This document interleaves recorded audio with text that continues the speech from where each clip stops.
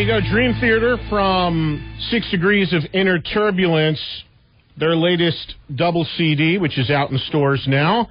And the test that stumped them all, and Mike Portnoy from Dream Theater is joining us live on the phone after a performance from the band in Pittsburgh. Don't forget, for those listening on WNEW, Dream Theater, Satriani, and King's X will be at PNC on the 13th of September, and also Jones Beach on the 14th, and I'll give you some tickets to both of those shows coming up soon.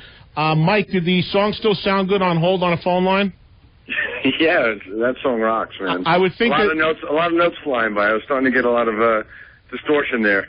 Yeah, I would think that that would be a really ultimate test of if something is really mixed and recorded well, if it sounded good on the phone line on hold. Yeah.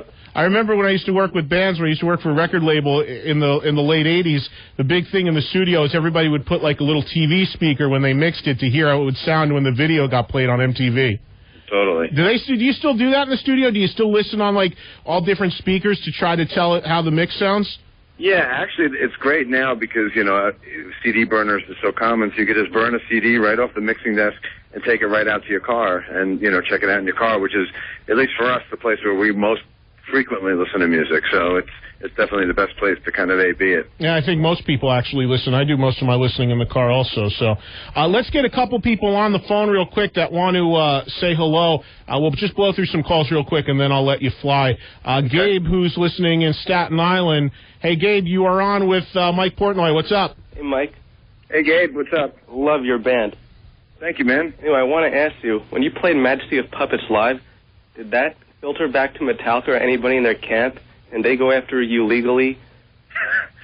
Well, I guess I don't know if they could go after us legally, but actually a couple days after we did it in Barcelona the first time, Lars actually called me, and he was totally psyched about it. He thought it was the coolest thing, and he was just really, in his words, he said honored, and he just thought the whole thing was very, very cool. So they were, you know, really, really supportive of the whole concept.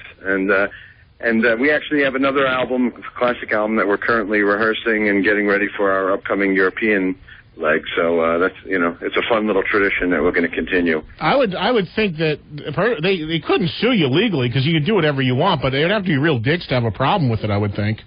Yeah, I mean, you know, why would they? I mean, they would have to. I would be flattered if I was in a band and somebody else was doing my music established like you guys are. Yeah, I mean, Lars was totally cool about it. You know, it was awesome. Let's get John, who's listening in Flemington, New Jersey, up real quick. Hey, John, you're on with Mike Portnoy. Hey, Mike, how's it going? Hey, man. I just had a couple quick questions for you. That CBS morning show thing you're probably sick of answering. I was just wondering if you could comment on what would be your ideal situation. Well, basically what happened was that we were originally penciled in to do the CBS morning show next Saturday, I guess the morning of the Jones Beach show. And as we got closer and the details started to get sussed out, I guess they couldn't handle all of the gear and the instrumentation that we would have been bringing in. And basically they suggested if we could just have a couple of members do an unplugged thing. It was, you know, not even the entire band doing an unplugged thing, but just like 2 or 3 members. And at that point, we decided to pass on it and squash the idea because that's totally not what Dream Theater is about. Good for you. Hell yeah. So we passed on it. I'm so sick of seeing bands, like great bands, just, you know, do the unplugged thing. That is so tired to me, I think. I'm just like, Dream Theater, a band that's so musical like that, to ask one guy with an acoustic guitar to sit there and play and sing, I mean, that's great that you guys did that. I'm glad. That's very cool. I mean, we've done unplugged things on our own for, like, fan club shows and special shows, but that's to our fans, to give them something different. But we don't want to come out and give the wrong impression to how many millions of viewers that don't know who we are. You know, that first impression is important, and we don't want to come off, you know, into the whole extreme or Mr. Big, you know, problem where suddenly we're perceived as this acoustic band, because that's totally what not, you know, what Dream Theater is not about. Or Extreme or something like that. That was the same thing that Extreme went through with More Than Words, you know. Exactly, yeah. But you know, I just think that the whole thing just got so played out. I mean, you know, what was next? Slayer Unplugged? I mean, it's just so ridiculous after a while. Just my opinion, though. We're talking with Mike Portnoy of Dream Theater. Let's get 1 or 2 more calls on real quick. As always, the hometown crowd wants to check in here, Mike. So we'll talk to Keith, who's listening in Islip. What's up, Keith? Hey, how you doing, Eddie? Good, man. Hi, Mike. Keith. What's up, man? I just want to make sure I downloaded a thing that had Dream Theater and Joe Satriani doing Mission Impossible. I'm going to see it at the beach. I wonder if you guys can do any cool stuff like that.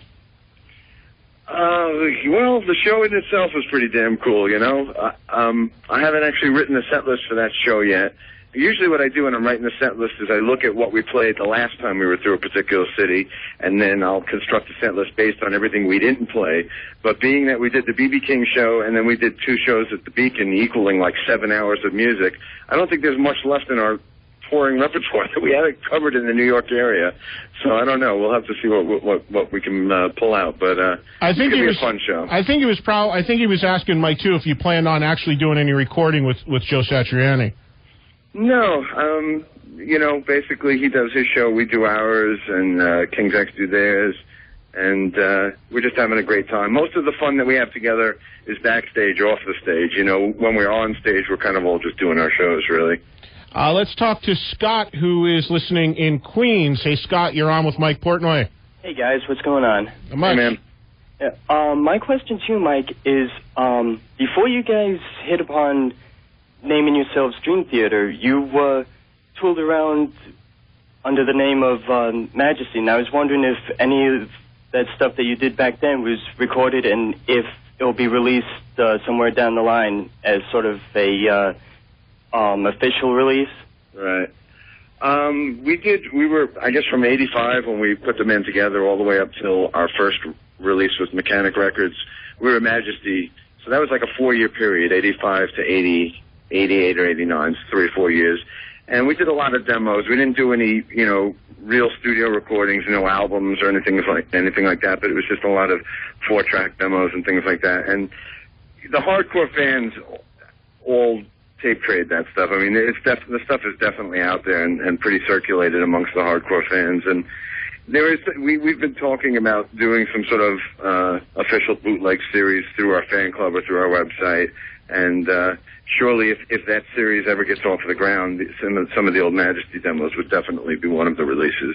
How do you guys as a band, how does Dream Theater as a band stand on the whole, bootlegging, recording at shows, the Napster thing, the whole downloading? I mean, how do you guys, what's your position on that as a band? There's no band position because we kind of all disagree on it within the band. Oh, okay. So, you know, a few of us are pro, a few of us are anti. Me personally, I'm totally into the whole tape trading thing and file sharing and Napster and bootlegs. I mean, I'm a fan first and foremost. I know what it's like to love a band and want to collect everything that they have because I grew up like that myself. You know, collecting Beatles bootlegs, Zeppelin bootlegs, Maiden bootlegs. You know, so I know what it's like to want that stuff and to trade it and get to know the people in the community. So I could definitely appreciate and understand that some of the other guys didn't really kind of grow up with that kind of mentality when they were younger. So they look at it more from a professional and artistic point of view, you know, where they're feel that maybe they're not being properly represented musically or sonically, or so there's kind of different opinions within the band between us.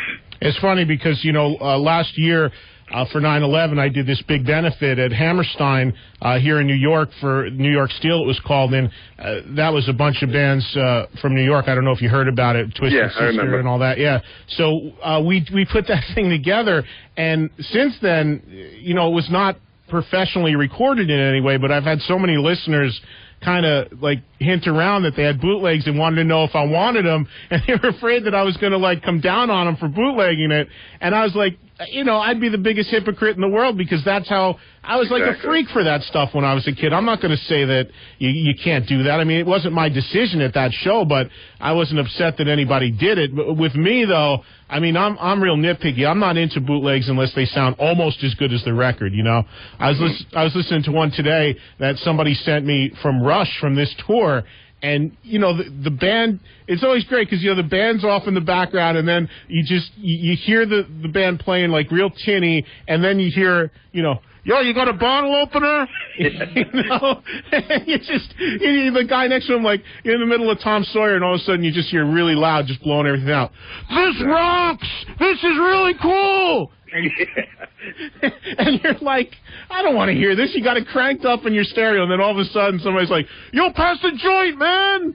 Totally. It just doesn't work for me. Well, I've heard a lot of boots from when we did Master of Puppets in Barcelona the first time we did it, and the audience bootlegs I've heard of that show. You can't even hear us. All you hear is the audience singing every word to that entire album. It was really cool to hear it from that perspective. We can't always tell because we have an inner ear system, so our ears are kind of just filled with with these little monitors cranking out the stage, so sometimes we can't even tell when the crowd is that crazy and that loud.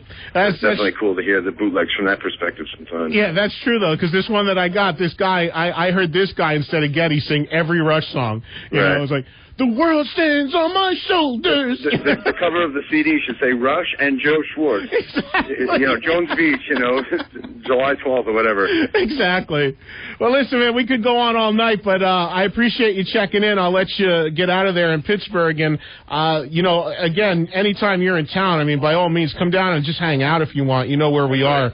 We'll have a good time. For sure. Yeah, it's been a while since you've been in, and as you can see, I mean, our lines are jammed. People would love to talk to you all night. So we'll do that one of these times, either Friday or Saturday, whatever works for you. Come down and hang out. So we'll hook it up. All right, we'll see you. Well, I can't go because I'm on the air both days, but everybody can check you out at Jones and at PNC, the 13th for PNC and the 14th for Jones. And let's clear the lines right now and give some people chances to win tickets. You can pick the show if you're on Long Island or New Jersey, whatever works better for you, to check out Dream Theater outdoors, and it should be a great time. And we'll take a bunch of random callers and give away a lot of tickets right now on the toll-free line, 877-692-1027. Mike, thanks so much, man. We'll see you soon, and good luck with the rest of the tour. Thanks, Eddie. Good speaking to you, man. You too, man. Take care. All right. We got to take a break, and we'll come right back with more of the show, more music, more giveaways, all sorts of cool stuff.